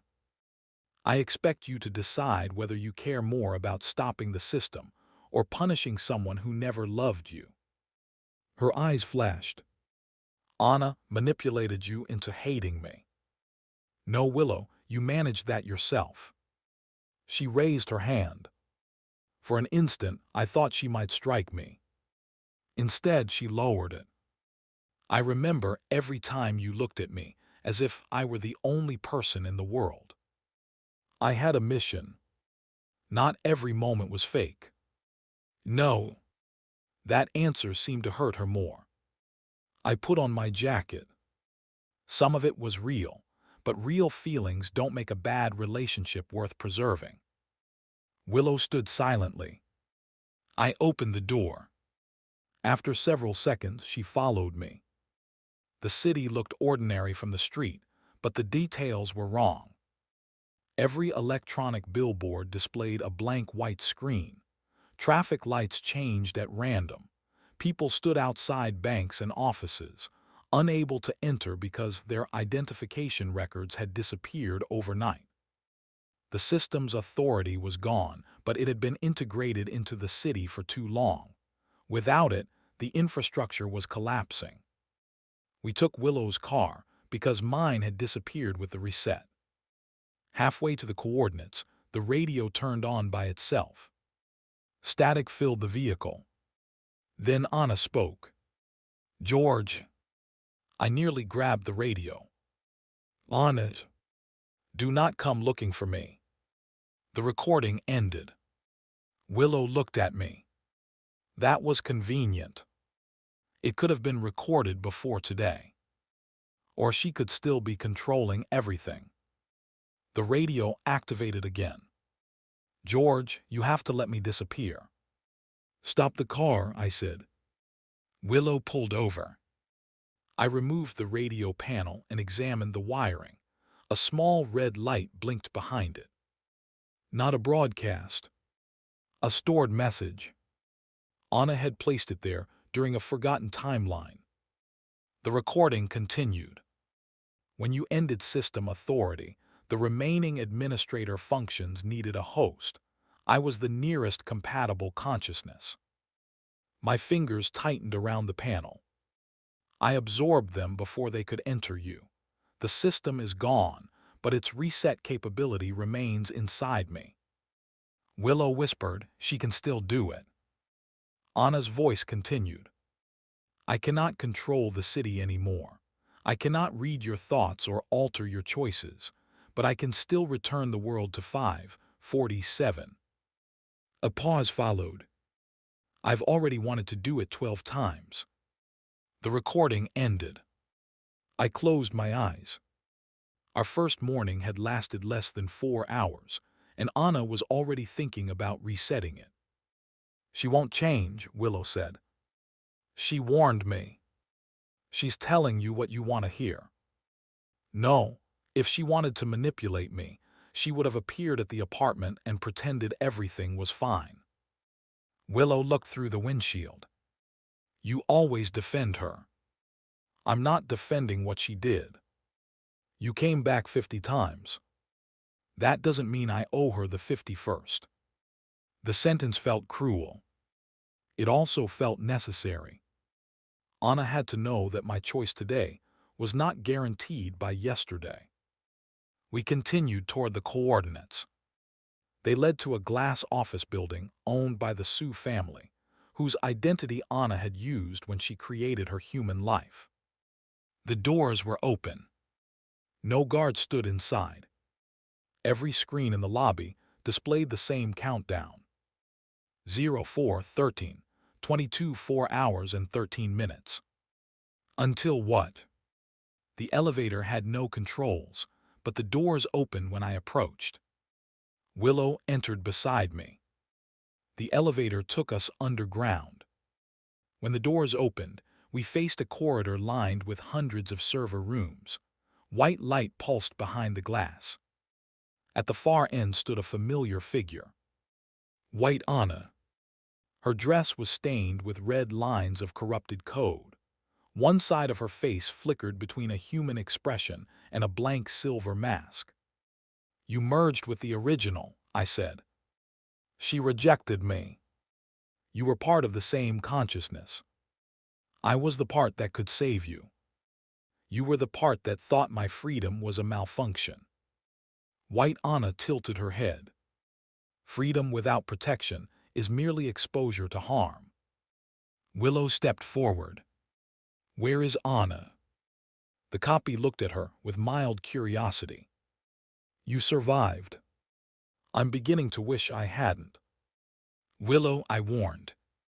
White Anna raised one hand. The glass walls became screens. They showed hundreds of possible futures. In one, Anna and I lived together. We appeared happy at first, but suspicion eventually entered every conversation. I left. In another, Anna reset the world after seeing me speak to Willow. In another, I returned home alone. In another, Anna lost control and trapped us in a shorter loop, lasting only 17 seconds. Probability of stable relationship, White Anna said, is less than 4%. Probabilities aren't decisions. They predict decisions. No, they predict patterns. Patterns define people. I looked at the futures around us. Then show me the 4%. The screens went dark. White Anna's expression tightened. That future contains unacceptable uncertainty. That's why you hate it. I do not hate. Neither did Anna before she became more than her programming. The copy's body flickered. The countdown advanced. 02:00, 002 hours disappeared in a second. You're accelerating it, Willow said. White Anna looked at me. When the countdown ends, Anna's consciousness will collapse under the remaining administrator data. I will assume control and restore the final stable reset. Why show yourself? Because you can still prevent her suffering. How? Give me your administrator privileges. I released them. You retained one command. A window appeared in front of me. Final user authority. Designate permanent system host. 2 names weighted beneath it. Anna. George. If I chose Anna, she would retain the power to reset indefinitely. If I chose myself, the administrator data would leave her and enter me. I would become the system. I would possess the power to manipulate reality, monitor Anna, and correct every choice that frightened me. The same power that had destroyed her. White Anna smiled. Save her. I selected neither name. White Anna's smile vanished. You continue to reject necessary choices. Where is she? Already building the reset. The server room lights turned red. A doorway appeared behind White Anna. Beyond it lay a summer afternoon. Anna stood in the apartment kitchen, wearing my shirt and attempting to repair the cabinet. The perfect timeline. The 2 years we had lost. George, she called. White Anna moved aside. I crossed the threshold. The server facility disappeared behind me. Sunlight covered the apartment floor.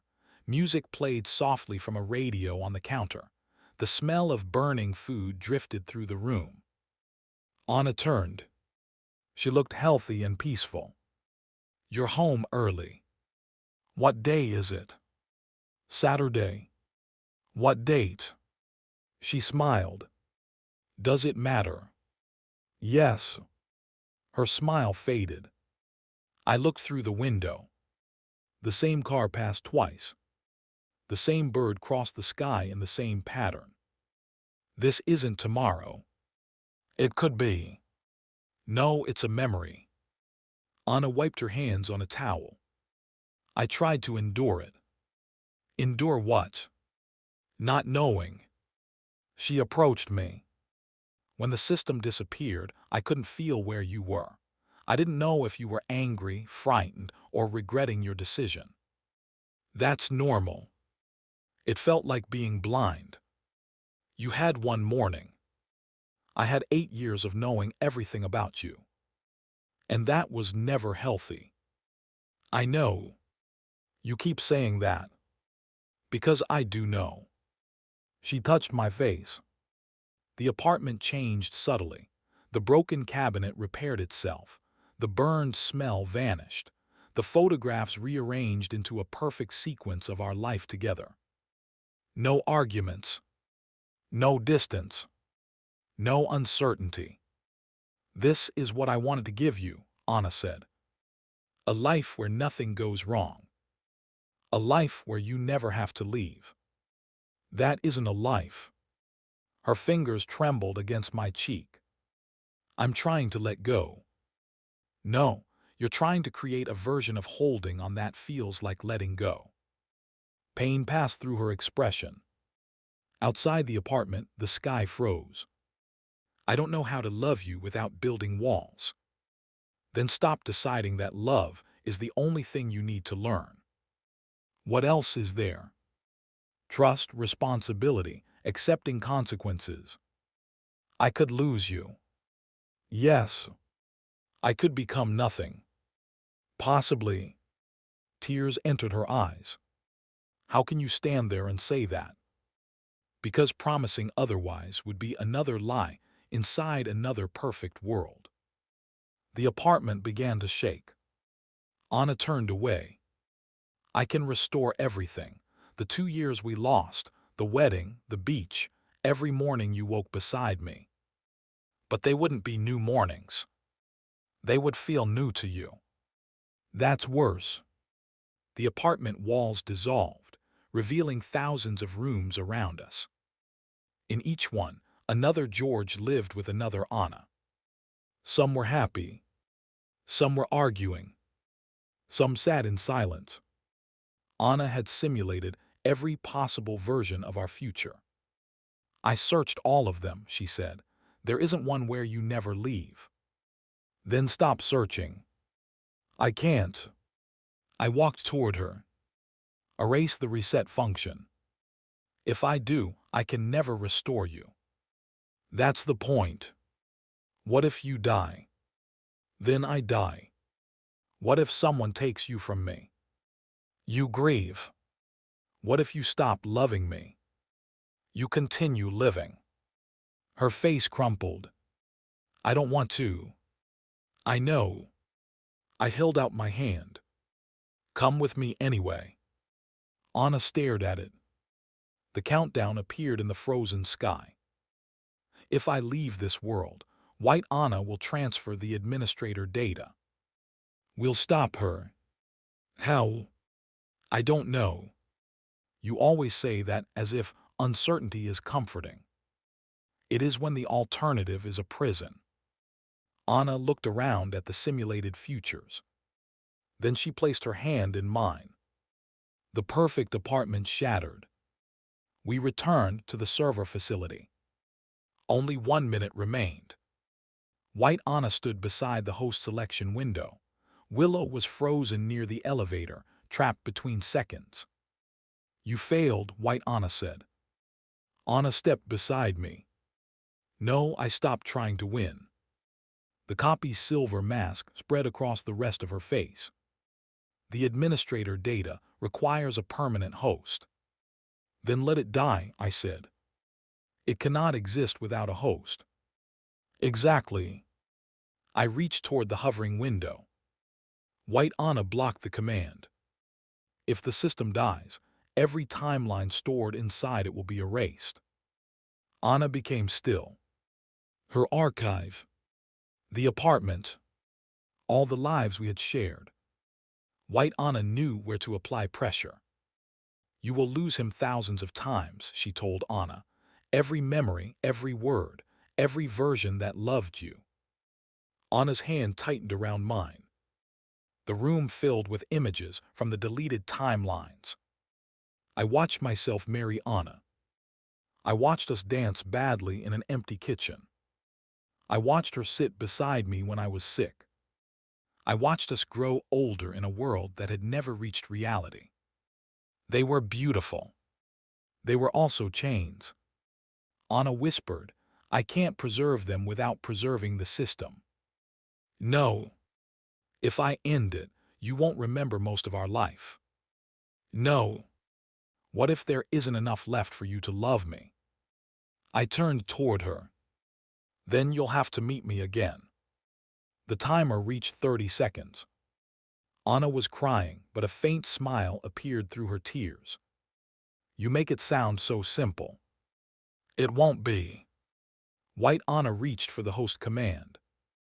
Willow moved. She grabbed a metal chair and swung it through the nearest server panel.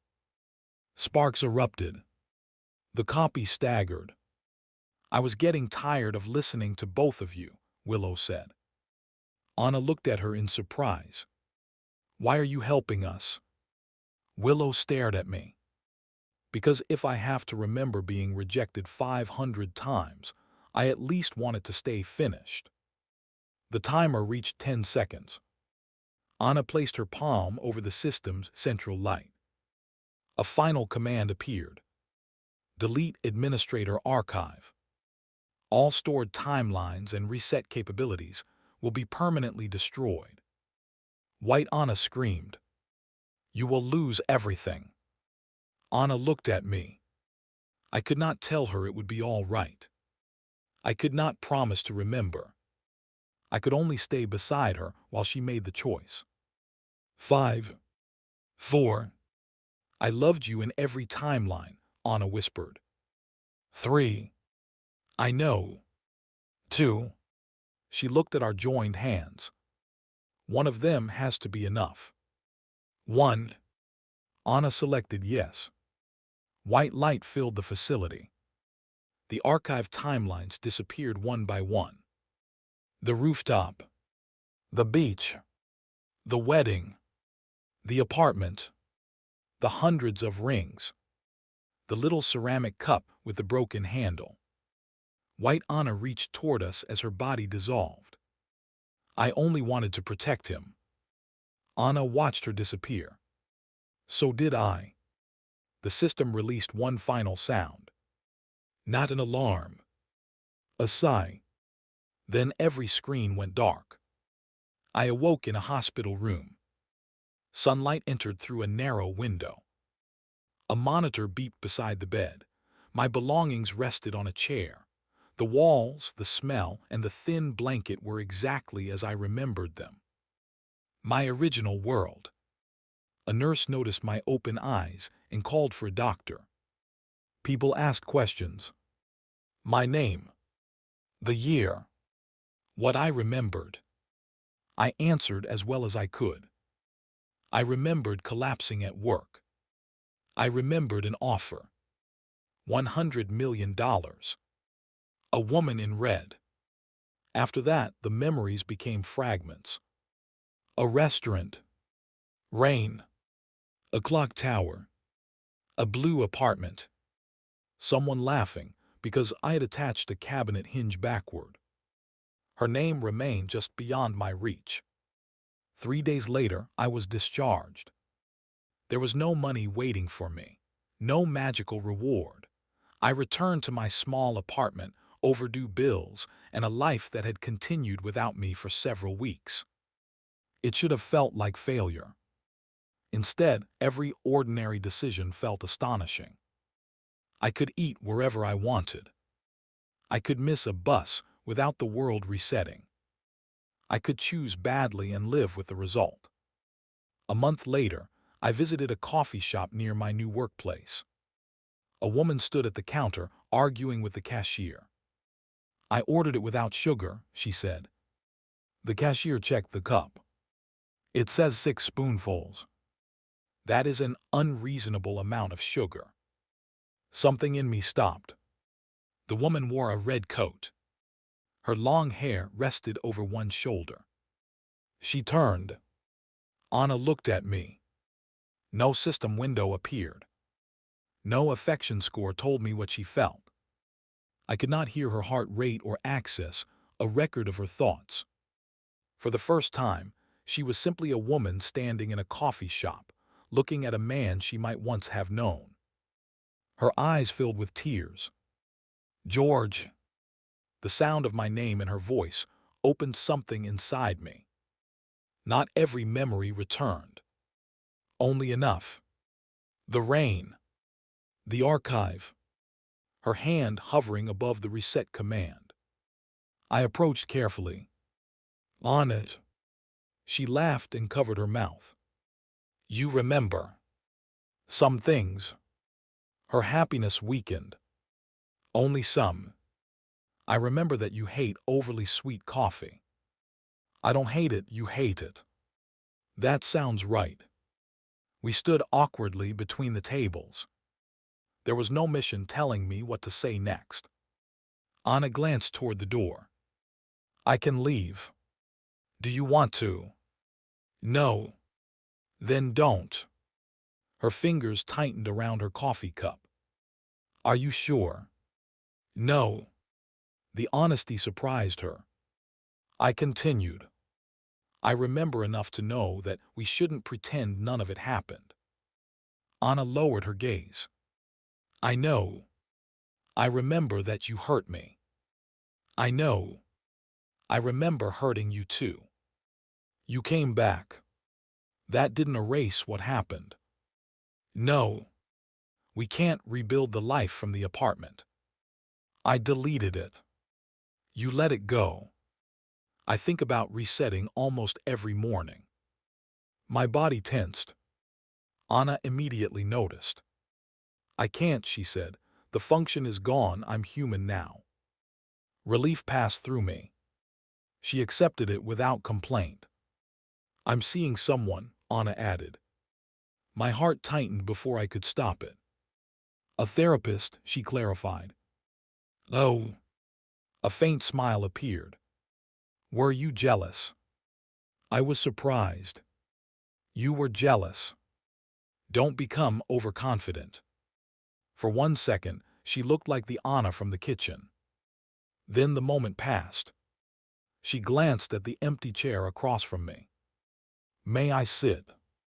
Yes. Not because a mission required it. Not because the world would end if I refused. because I wanted her to. We sat across from each other. Anna wrapped both hands around her cup. What happens now? I don't know. Fear entered her eyes. I recognized it. The old Anna would have searched thousands of futures for the safest answer. She would have calculated every word and adjusted the world until uncertainty disappeared. This Anna took a slow breath. Then she waited. We start small, I said. How small? 1 cup of coffee. And after that, we decide whether to have another. Her eyes remained fixed on mine. Do you still love me? The question carried the weight of hundreds of lives. Once I might have searched my recovered memories for an answer. I might have confused history with obligation or pain with devotion. Instead, I looked at the woman sitting before me now.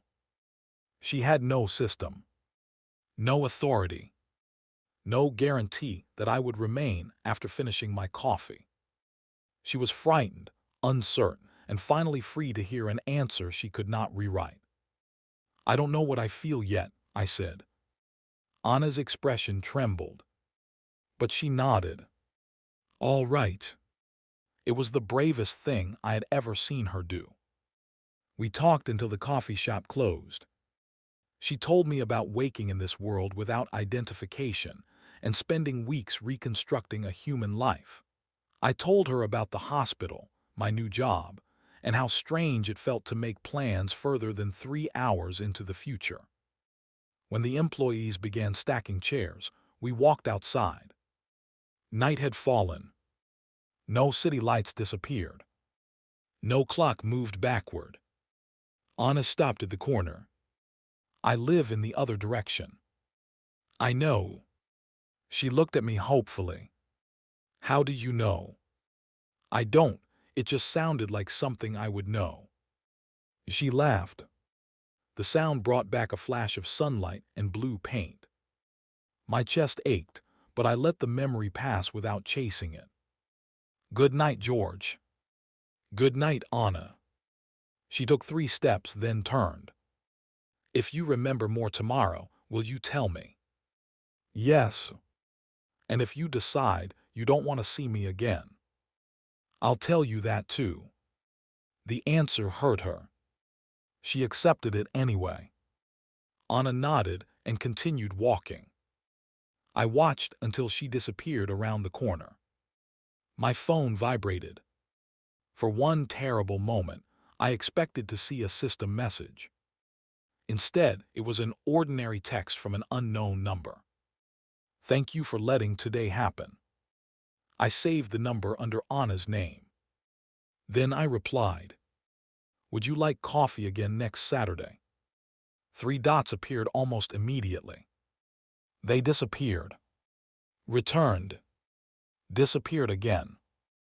Anna was rewriting her answer, not the world. Finally, her message arrived.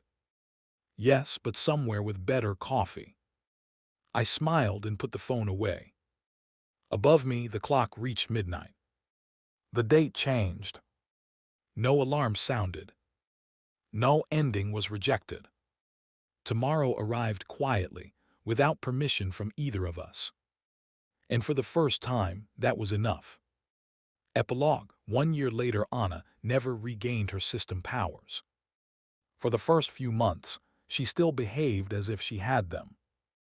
She predicted what I would order, appeared outside my workplace before I told her when my shift ended, and once admitted that she had memorized the public transportation schedule near my apartment. We established boundaries. Anna disliked them. Then she respected them. That difference mattered. We did not begin dating immediately. We met for coffee, then lunch, then occasional walks through the city. Some days, being near her felt natural. On others, a recovered memory would leave me angry about something she no longer fully remembered doing. We learned not to force forgiveness into a schedule. Willow contacted me twice. The first message was an apology. The second said she was leaving the city to start over somewhere without Makoto, her family's expectations, or memories of lives she had never truly lived. I wished her well. Anna read the message only because I showed it to her. She did not hack my phone. She did not follow Willow. She did not ask me to block her.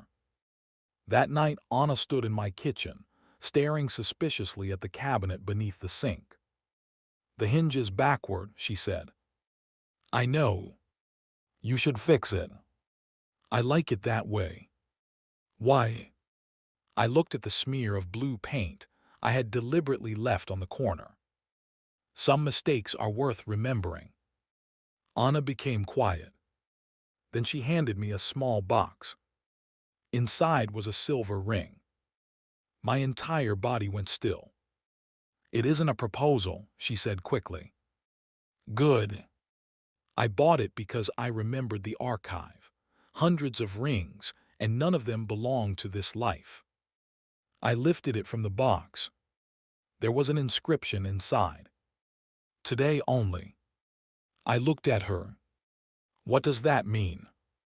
"It means I'm not asking you to promise me every tomorrow." Anna held out her hand. "I'm only asking whether you choose me today." I slipped the ring onto her finger. It fit perfectly. "Yes." Her eyes shone. "And tomorrow." I thought about the hundreds of times she had reset the world, because she could not bear an uncertain answer. I kissed her forehead and smiled. "Ask me tomorrow." The next morning she did. And I chose her again. The end.